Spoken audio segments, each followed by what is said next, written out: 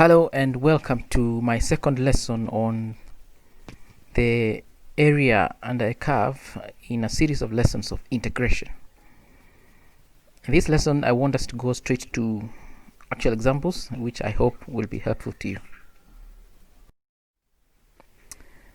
Now, on your screen there's a question about which says find the area bounded by the x-axis and the curve y is equals to x cubed minus 5x squared plus 4x. As we start off that question, we'll need to have a sketch of the curve, and therefore there is a sketch of the curve. We just see how it goes. It's a cubic curve, so it has two turns. We can see them. And then there are the two areas which are bounded by the curve and the x-axis, which is the area P, that area there. Then there's another area Q, that area there. As a start off, we need to know that area that we're looking for is equals to area of P plus area of Q. So there are those two areas which you add together.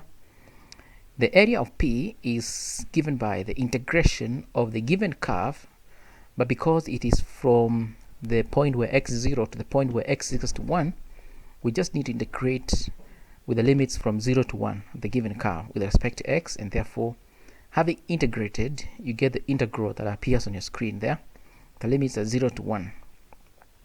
Now put the values of x in the integral 1, that is the first bracket there, minus, you put the values of x being 0, you get that other bracket there.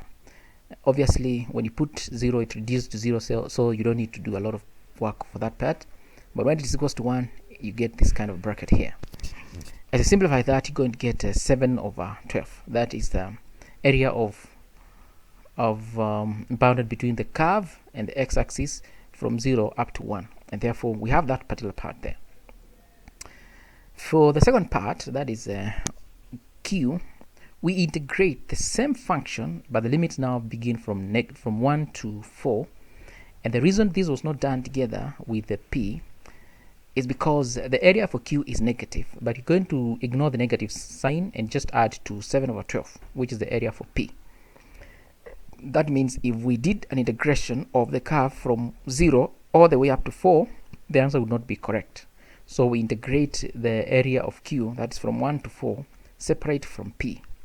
The same way we've done the previous one, only that the limits change from 1 to 4. Having integrated, you get this integral here, and the limits of 1 to 4. Replacing the values of x with 4, you get the first bracket there. Then minus, replacing the same values of x with 1, you get this other one here. And if you simplify further, you get negative 32 over 3 minus 7 over 12, which simplified it becomes minus 45 all over 4. And therefore, this is the area of Q. Although we know area cannot be negative, therefore, we just take the positive value of the same. So the area of Q is 45 all over 4. Having said that, therefore, the total area will be the sum of those two, which is 7 over 12 plus 45 over 4. And the answer is 11 5 over 6 square units. Therefore, the area bounded by the x-axis in that particular curve is 11 5 over 6 square units. Let's move on to another question. We're told find the area enclosed by the curves y is equals to x squared minus 7x and the line y is equals to x. Now, just a sketch of that. Again, we have the curve, that's the curve there, and we have the straight line there, which is y is equals to x. Now, as we begin, we need to prepare the diagram to an extent that we will be able to operate the question with a lot in an easier way. First of all, we need to divide the whole area into regions. The area we're looking for is the one that equal to R being the area bounded by the x-axis, and the line y is equals to x in that particular part of the curve. Then there's another area Q, which is the one below there, below the x-axis bounded by the curve. So R plus Q is the area we're looking for. There's another area which is important, that is the area P, in that area there. We also need to know that area because it's going to help us in arriving at the value for R. Another thing we need to find out is the fact that we have the coordinates of the intercepts. This point here, the other point is this one here, and this other one here. And as you go there, I'm going to say that the coordinates for A is just the origin. That's where the curve and the line meet. And if you equate x is equals to x squared minus 7x and solve, you're going to get the value of x being, one of the answers will be 0. So that's one of the points that is very necessary for us. The point C is where the value of x is. That is when you equate x is equals to x squared minus 7x, that is equating the curve and the line, you get the value of x equals to 0. That's for the point A. And the other point is when is x going to be, I think it's going to be 8. Yes, it's going to be 8. Again, if you have sketched the curve and the line, you're going to see where they intersect, and you just drop down, read the x value, you're going to get value is 8 there. The other thing is we need to get the coordinates for B, which is where the curve meets the y-axis. Again, you just say x squared minus 7x equals to 0. Solve the value of x, you get 0. The other one is going to be 7, and this point here is 7. So let me say that the coordinates of A is 0, 0, B is 7, 0, and C is 8, 8y. The y is 8 again, but I did not find the y is important. We just need to get the y, the x coordinate. The A, the x coordinate is 0. The B, the x coordinate is 7, and the C, the x coordinate is 8. All times when you're solving questions that have to do with area under the curve, you need to get the x coordinate, or the points where that are going to form your limits. And that's why I needed the 0, the 7, and the 8 for the points A, B, C, respectively. Now, as we go ahead, first of all, we need to look for the value for the area of P. The area of this section P is close to a triangle, but not an actual triangle. If we assume it was a triangle, we'll have the area is, from here it is 7. So 7 to 8 is a single unit times height. The height, I know the height will be 8, because if you read the y value of that point there, is going to be 8. Besides, you're saying this line here is y is equals to x, and this point C is still on that line. So since x is 8, y is also 8. So I know the height is 8 there. So area can be 1 times 8 divided by 2. The area of a triangle, half base times height, which is going to be around 4. And we're going to see the answer is close to that if we do integration of the curve y is equals to x squared minus 7x from the point 7 to 8. The integration is going to be more accurate, and so by integration we integrate the x squared minus 7x from 7 to 8 with respect to x, which is going to give us this kind of an integral with the limit 7 to 8, replacing the values of 8 and 7 in this one consecutively. We're going to have the 8 cubed all over 3 minus 7, 8 squared all over 2, and the 1 for 7 is there. Simplifying that, you get these values that are appearing on your screen there.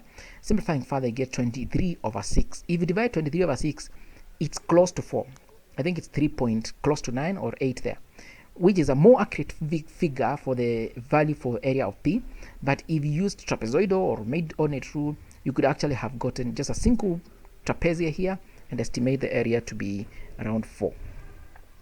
Having done that, we proceed with the area of R. Now the area of R is the area of this triangle, right angle triangle there, minus the area of P. Let me say that again. The area of R is the area of this right angle triangle minus the area of P, which we just found, and that's why we were looking for the value of P anyway. Now the area of the right angle triangle could be just the length, the base length times perpendicular height divided by 2, which is 64 divided by 2, which is that 2. But I've done it using integration, which is the integration of the curve x, of the line x, this line here, y is equals to x, integrating x with respect to x from 0 up to 8, from 0 up to 8, because that's the last point of that particular curve. Remember, we cannot use the curve because not all the area of the curve is above, and we wanted the area that's above the x-axis. So it's just you're integrating the area, you're integrating the line y is equals to x. So integrating x with respect to x from 0 to 8, and again that gives you this particular function here, which is 8 squared over 2, which is 32 minus the value of P, which is 23 over 6, and the answer becomes 28 and a sixth. We proceed now to the area of Q. Area of Q is integration of the curve now, because it's clearly below the curve there. The area is integration of the curve x squared minus 7x. The limits are from 0 up to 7, and that's what we have here. Integration that gives us this particular figure.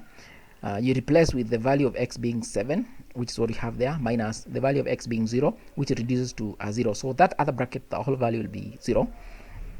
And therefore, you get this particular answer here. The area of Q is negative 343 all over 6. But you know, area cannot be negative. Therefore, we just ignore the negative and use a positive answer, which is 343 all over 6, which if you simplify further is going to be 57 and a sixth, right? And therefore now the total area we're looking for is the R plus Q. We just looked for R, we looked for Q also, and it's going to be 28 and a sixth plus 57 and a sixth, which is going to be 85 and a third square units. And I hope that's clear. And that brings me to the end of the area under a curve. Please like, subscribe, and share. I'll appreciate it. Thank you.